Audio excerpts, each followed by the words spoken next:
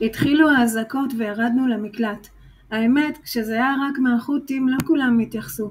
שלחו עלינו טיל, זה רק ג'חנון שטעה במדינה. אבל האיראנים לא פריירים, כל טיל טיל. באמת התורה, לנו זה עלה יותר. אז ניקינו את המקלט. מה לא מצאנו שם? שברים של קרמיקה, המון חול שלקח הרבה זמן לטאטא. התמלאנו בענני אבק. וכמו ארכיאולוגים גילינו מתחת לשכבות האבק המון עצמות קטנות מתקופות פרה-היסטוריות. החתולים אוכלים שם את היונים שהם תופסים.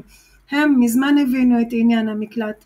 הכיסויים שעל הספות היו קרועים מרוב שהם היו ישנים. המון קורי עכביש שכבר עטפו את המטאטא, שנראה כאילו הוא בתוך גולם, ועוד מעט במקום המברשת יצא משם פרפר. קולבים, משחקים שחסר להם קלף. אנשים משחקים ואז מגלים שבסוף חסר קלף. סתם עבודה בעיניים, אפילו מעדר, כדי שנוכל לחלץ את עצמנו אם הטיל של הפינוי בינוי יגיע והבניין יתמוטט. לפני האזעקה יש התראה שנשמעת כמו חמינאי נחנק בתוך הבונקר שלו ומנסה להגיד צריך להיות בקרבת מרחב מוגן כי בעוד 10 דקות יגיע אליכם טיל. כל השכנים יוצאים החוצה, מחכים להזעקה ומפטפטים במדרגות שליד הבניין.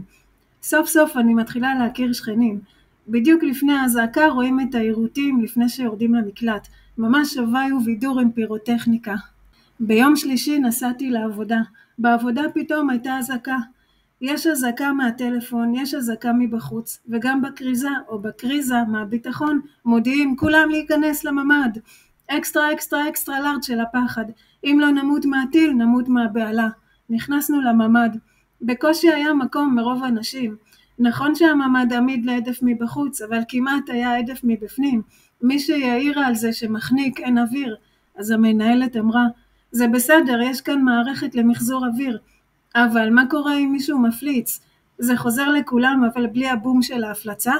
חזרתי הביתה אחר הצהריים, וליד הבניין פגשתי את החתולים. האמא מסטולה לגמרי שוכבת על הספסל. הבאתי לה אוכל והיא בקושי פתחה חצי עין והתמתחה, הסתכלה וחזרה לשכב. היא אמרה לי, למה את באה עכשיו? זה לא הזמן, אל תפריעי לי בסטלה שלי. תבואי בלילה כשיהיו הזעקות. החתולה מתמסטלת לקראת הלילה כי היא חושבת שההזעקות והאורות של העירותים זה מסיבת טרנס של חתולים.